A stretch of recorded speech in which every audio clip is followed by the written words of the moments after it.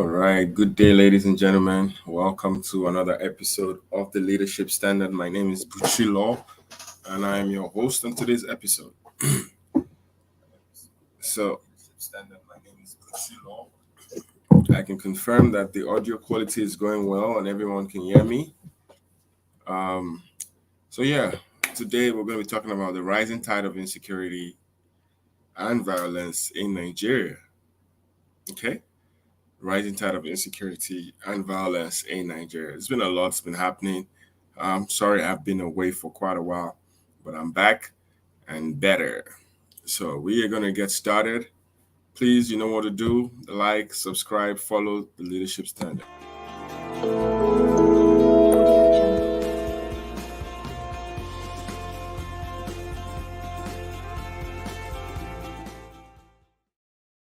All right, ladies and gentlemen, welcome, welcome, welcome.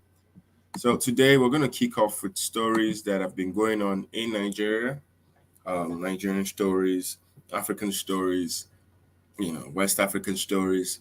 These are stories that touch on the human existence, touch on the human life, touch on the personality of what's going on.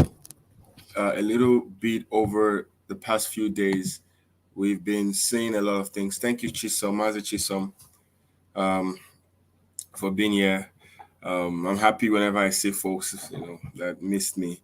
But a little, a little in the past few weeks, we've been seeing a lot's been happening. Yes, I wanted to take a break from speaking, just to observe and watch.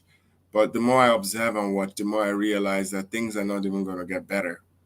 The world is just in a cycle towards destroying itself at this point.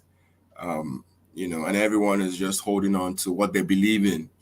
Whether you're holding on to your God, you're holding on to your belief that there's going to be freedom, you're holding on to your belief that there's going to be, salvation coming. And that's all we can hold on to as humans. As humans, we can only hold on to our faith. We can only hold on to our faith. Our faith is what's holding us in this life. Even for those that are living outside of Nigeria, they're holding on to their faith. The faith that, they're going to wake up the next day, they're going to have a job, they're going to have food in their kitchen, in their fridge. It's all faith. We're all faith-based people. But not everyone has that degree of faith. Not everyone has that degree of hope. Not everyone has that degree of belief. And sometimes we see this happen in Nigeria, in African countries, where people are tired of the government. They want something new. But rather than the government giving them something new, the government keeps giving them, false promises, fake beliefs that things are going to get better while they still keep all the status quo and nothing changes. All right. And that's the problem with where we are as Africans, as Black people, most especially people who live in Nigeria. So some few stories, some few things have happened, things. So let's start with this particular story that is obviously something that we've been talking about. Nigeria is the second most terrorized country after Iraq. Yep. Nigeria, second most terrorized country. This is getting from Vanguard. So let's see the report. The Global and International Terrorism Research Analysis Group that specializes in collecting data on terrorist activities worldwide has disclosed that Nigeria is the second most attacked and terrorized country in the world, with only Iraq being the first and Syria being the third. So, they say, show me your friends and I'll tell you who you are. All right. They say, show me your friends and I'll tell you who you are. Look at the kind of friends that Nigeria is keeping at this point. Nigeria is keeping friends with Iraq and Syria. These are countries that have been terrorized from time immemorial. The only thing they are known for is terrorism. Now Nigeria is moving in that same path. All right. So this disclosure, which was made in its half-year report spanning January to June 2022, stated that while Iraq recorded 337 terrorist attacks, Nigeria recorded 305 attacks. From January to June, 6 months, Nigeria has recorded 305 attacks, while Syria has only recorded 142 terrorist attacks. So what else do you want to know? How do you else do you want to understand how things are going bad? This is in a space of 6 months. Nigeria has had 305 attacks, or rather 337 terrorist attacks. 337. So you can see that by the time people are waking up, there is still no hope or belief that things are going to get better. There is nowhere else in the world apart from Afghanistan, Syria, Iraq that are going through this sort of upheaval. And this is as a result of failure of leadership, as well as a lack of cohesion and a lack of unity. Nigeria is not united. We might say that we are united. The government, the PD leaders might say that we are united, but we're not united. Because the reason why these attacks are happening is because of a lack of unity. There's a lack of unity shown by the police, even within the armed forces. The police, yes, there's a lack of unity. The police will fight the soldiers will fight the soldiers will fight the humans, the civilians, the police will beat up civilians, and we see this happen over and over again. We all know that most of these terrorist attacks, we all know that more terrorist attacks than the reported number. Yes, there's even more than this number that they reported. But this is what we're trying to say, how bad things have been in Nigeria. So this disclosure by Jihad Analytics that employs global and cyber open source intelligence and data noted that the Boko Haram ISWAP terrorist group are most responsible for these attacks. The report is coming against the backdrop of repeated claims by Nigerian government officials that terrorists have been degraded, decimated, and terrorism checkmated to the barest minimum. You see what I'm talking about? The government of Nigeria, they lie to the people. They lie to the foreign governments and foreign officials, telling them that, oh, we are checkmating this official, we're decimating terrorists, we're reclaiming back our lands. But we know that's not true. We know that is not true. The people are sitting ducks. The people are sitting ducks, waiting for terrorists to attack. Even the police cannot stop them. The military cannot stop them. So what exactly are we trying to do?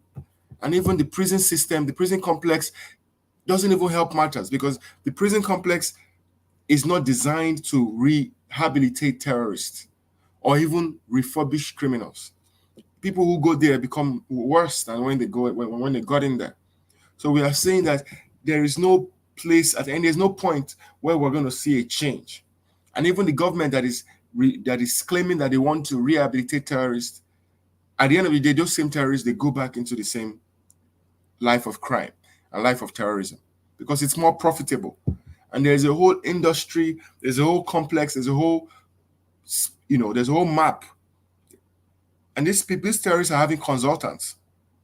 You may not know this, but they're having consultants. They have consultants on their payroll that teach them how to run terrorism. They are teaching them how to get these things, because you cannot tell me how these people have been getting stronger and stronger and stronger, that they even have negotiators, they have bank accounts, they have drop-off points, they have places where they can even house the kidnapped people. So we are seeing there's a lot of things that is not being right. So let's not deceive ourselves. Even if the Nigerian government wants to deceive you by lying to you and telling you that they've degraded, they've decimated terrorists, that's a lie. There's a lot of terrorism going on.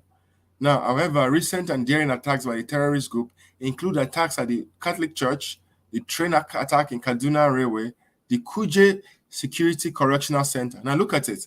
These people attack the church, they attack transportation. So they're attacking religion, they're attacking transportation, and they're even attacking the justice system. So imagine terrorists being able to attack three most important, crucial aspects of human civilization and human development: a church, religion. They attack a correctional center, that's the justice system. And now they attacked a train, that is transportation system. So these people are not just attacking regular individuals alone, they're now even stepping up. They're stepping up. Despite all the sophisticated weapons that the police, the army, the DSS, the immigration, the customs, the civil defense, the road safety, the EFCC, name all of them, despite all of their sophisticated weaponry, they cannot still stop these attacks by these terrorists. What then do you want us to, what else do you want to hear that is not that you've not already seen? These terrorists are gaining ground.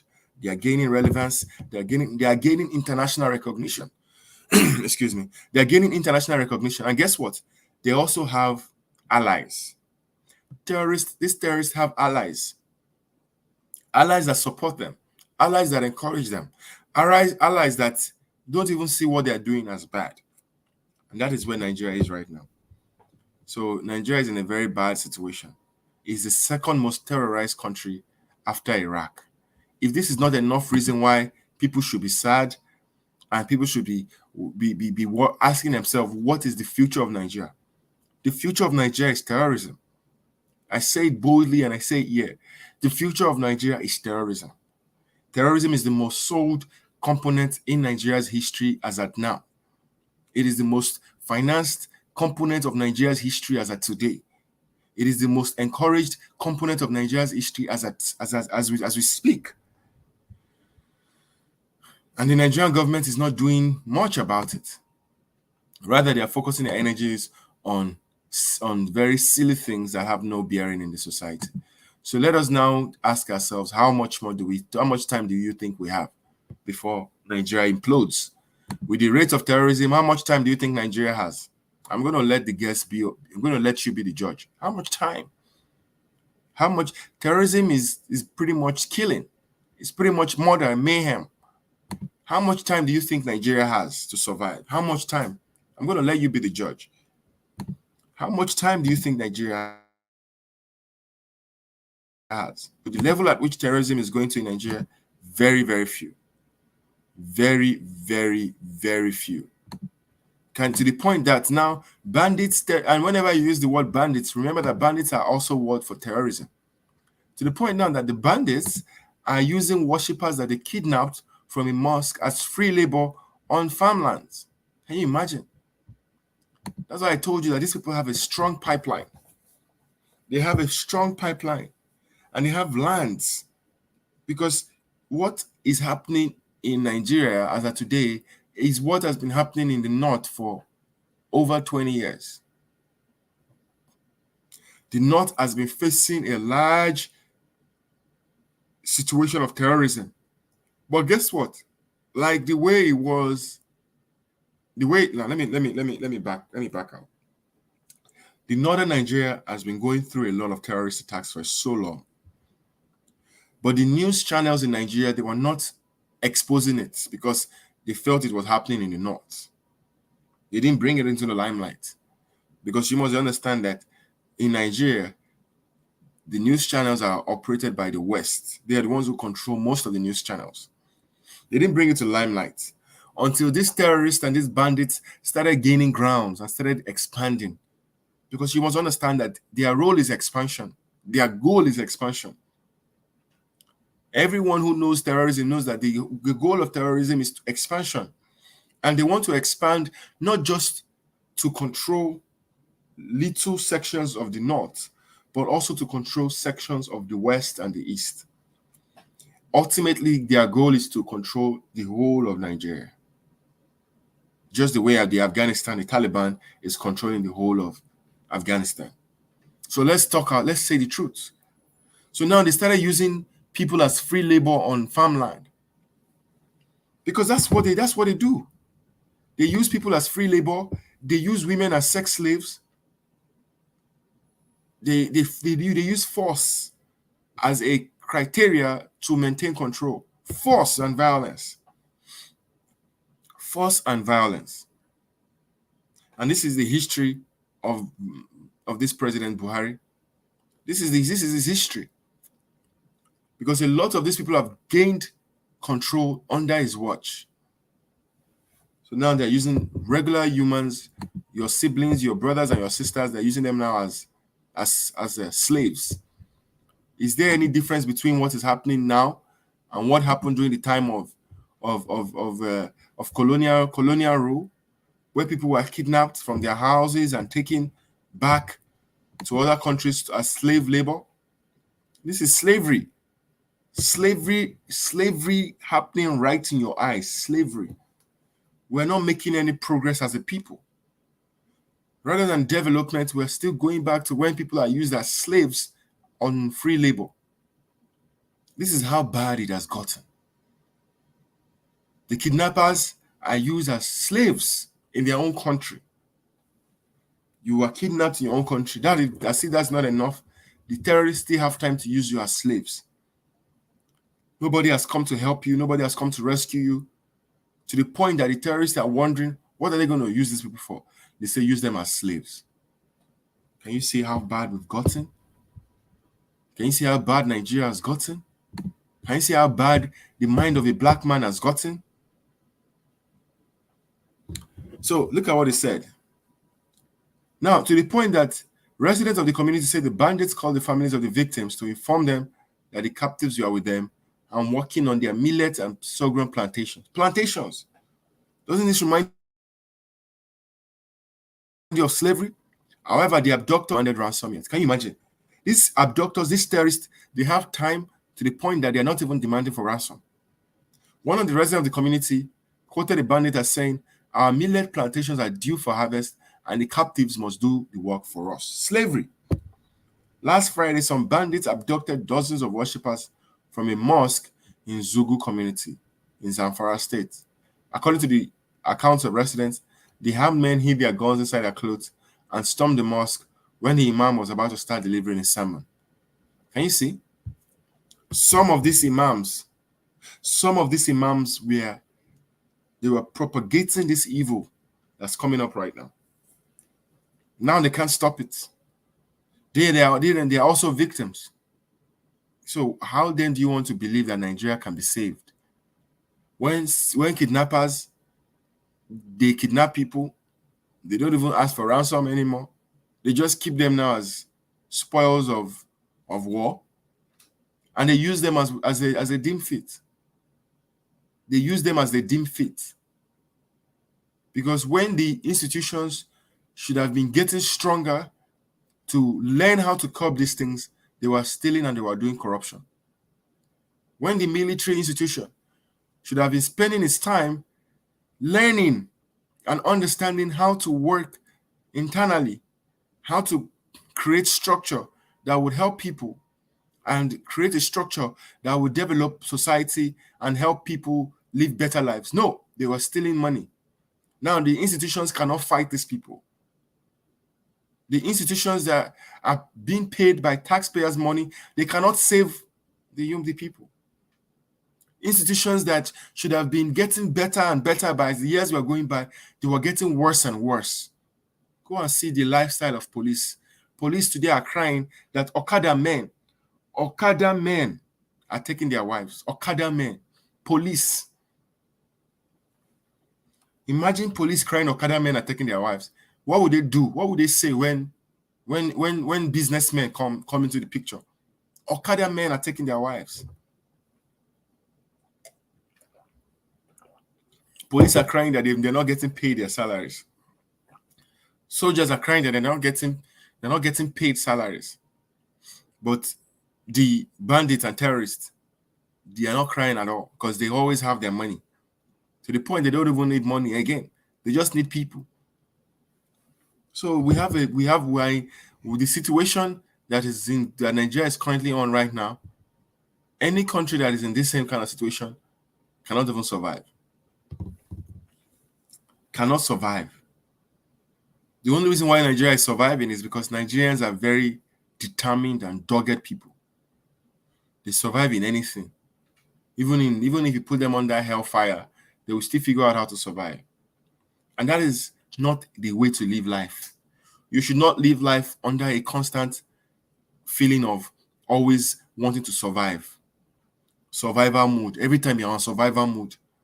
That's why people are selling their brothers for money, selling their mothers for money, selling their sisters for money, because they're always in survival mood. Carrying all types of drugs and everything to go from one place to another, because Nigerians are always in survival mood. And this is exactly what they've been using. They've constantly put us under fear and intimidation.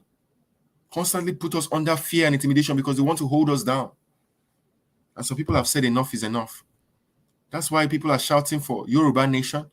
That's why we are shouting for the rise of Biafra nation.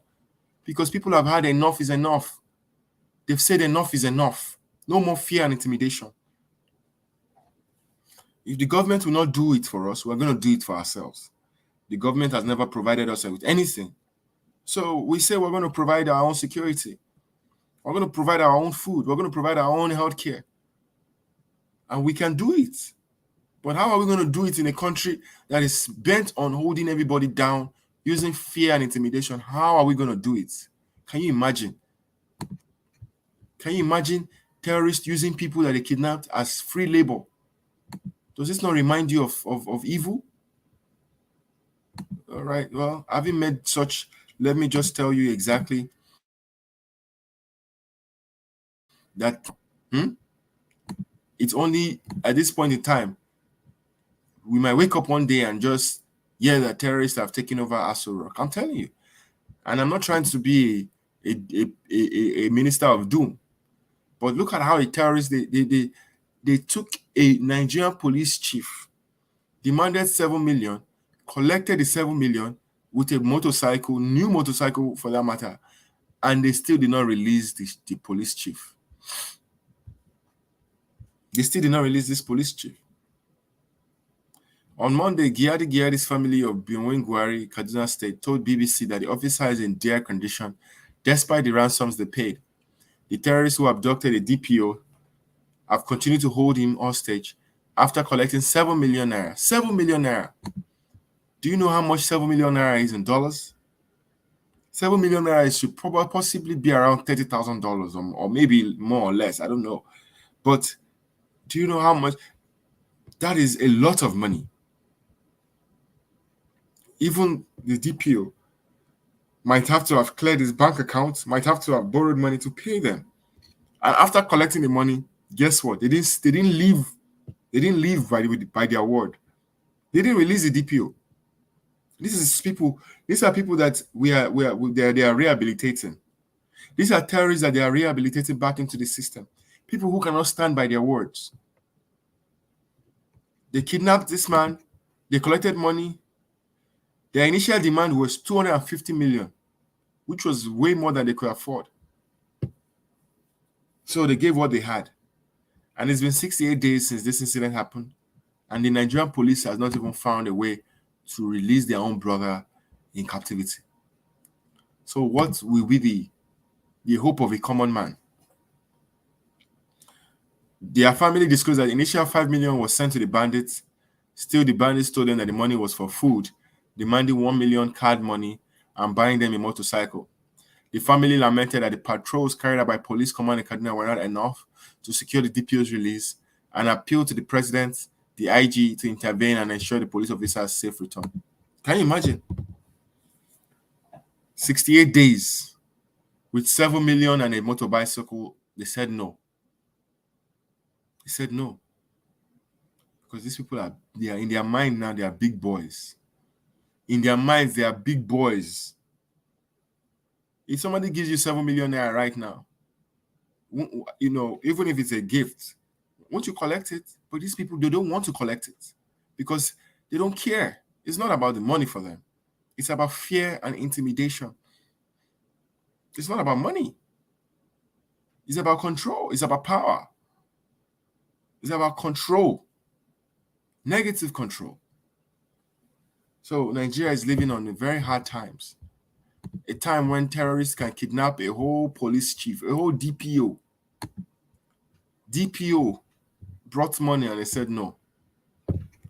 Well, I pray for his release soon, you know, because times are difficult for everybody, even for the police. If the police are thinking that times are not difficult for them, well, I hope this is an attestation to the fact that they are also getting their fair share of violence. Because whatever they've sown, they're going to reap it. They're going to reap it. Look at this story of how terrorists, they attacked a mosque, gunned down the chief imam and 3 others. Imagine. These are the terrorists that these same chief imams were using they were using them back in the days. They were telling them all these things, how they should go out there and be victorious people for their gods. Now they've come back to bite them in their mouths. They're attacking mosques now. They're killing the chief imams, taking parishioners of the mosque. So as you can see, it's coming closer. Every single day we are realizing that these terrorists, they have a plan. I think these terrorists, to me, if you ask me, they are 10 years ahead. 10 years ahead of all these people. Because they know Nigeria more than Nigerians know Nigeria. How many Nigerians will be comfortable to go and live in the bush? How many? How many Nigerians who are comfortable to go and live in the bush and they know the terrains of the bushes? These terrorists, they know more about the bushes than more Nigerians. And we are very clear. Let us be very clear that if anything had happened to any soldier or any police in Igbo land, in Biafra land, we all know that the whole village, they will burn down that village. They don't care. The Nigerian soldiers don't care. They will burn down the whole village. Nothing is going to happen to them. Nothing is going to happen to them. The only time the Nigerian soldiers punish soldiers is when any soldier speaks up against the institution. That's when you will see them do a court martial. If you want to see the Nigerian soldiers punish any soldier, let that soldier speak against the institution or speak against any of the commanding officers. Then you will see what they mean. But these soldiers are destroying their own people. Other countries, you see the soldiers, they go and they destroy other countries and protect their own people. But our own soldiers, they don't do anything. They oppress the people. They are used as slave guards to protect their masters and oppress the people. So now the terrorists are having foothold. They're having boldness now. They can go and burn a mosque down. Kill the chief imam. They don't give a damn. Because now all they care about is money, power, control. They're not about to release their weapons though. These people will not release 1 inch of their weapon. Even if they collect one weapon, they will go back and collect it. Because they are savages. Savages. They don't give a damn. On this incident occurred on Friday during Fajr prayers. According to Daily Post, the terrorists, who are said to be about 20 in number, stormed the mosque, opened fire on the congregants. 3 of the congregants were instantly killed at the scene, and that person was later injured. The terrorists reportedly stole livestock and foodstuff before burning 2 vehicles belonging to members of the community. Can you imagine? Savages. And these are people who live in the same community. They live in the same community with these people. These terrorists, they live in the same community with them, but yet they don't give a damn about them. So why do you think they will give a damn about you? They don't give a damn about their own people. So Nigeria as it is needs saving. But this saving is not going to come from anybody because Nigeria has shown itself not capable to be loved. Even the president of Nigeria, I was denied channels to go into Doha. He wanted to travel again. But whenever you see this man, he's always traveling. They told him to reapply and go and reapply next year. The Emir of the State of Qatar rejected the proposed visit to the country by President Mohamed Buhari this month, asking him to reapply again in 2023. On Monday, Sahara reporters that he had obtained a document showing that Mr. Buhari's proposed visit dates were rejected by the Qatari government last month. The embassy of the State of Qatar represents its compliments to the Ministry of Foreign Affairs with a reference letter that the Mohamed Buhari, President of the Federal Republic of Nigeria, has accepted to visit Qatar on the 11th and 12th September on the invitation of Sheikh Tamim bin Hamad, the Emir of the State of Qatar. Well, the whole idea of this whole story is if you don't respect yourself, nobody's going to respect you. Buhari is traveling up and down the whole place to the point now that they are banning him from getting into Qatar. And not just him, they are banning Nigerians as well. The UAE, Dubai, they are banning Nigerians. Because, whenever you take a Nigerian person anywhere, they will definitely act like it. So, ladies and gentlemen, this is where we're at. We are in a time now where people like our president of Nigeria, who is in Nigeria cannot even travel abroad anymore. They are asking him to reapply because he has not shown himself worthy. He's not shown himself worthy to be a leader. He has failed in so many aspects, constantly failing, constantly humiliating the people, constantly putting the people under penury, that the people don't even know what to do anymore. So I wish everyone safety at a time like this, where the world is getting developed and opening up new doors for its people. Nigerians have to constantly deal with insecurity.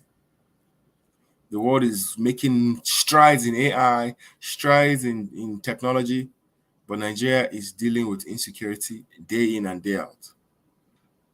Because where there's a lack of vision, the people perish. So in times like this, what we can do is pray and hope that things get better. We pray and hope that things get better. But that's not enough. We have to take action. And that action is in demanding that Nigeria goes into a referendum and demanding that there be a peaceful dissolution of Nigeria. The people have had enough. It is time for the people to go home, make their own decisions. The people have had enough. The people have had enough. Thank you all for joining. And if you're just joining, please, you can always go back and watch this broadcast from the beginning, as well as follow us on our subsequent channels on Facebook, The Leadership Standard, on YouTube, The Leadership Standard, as well as on Twitter, Buchi Loves You. Thank you, and have a great day.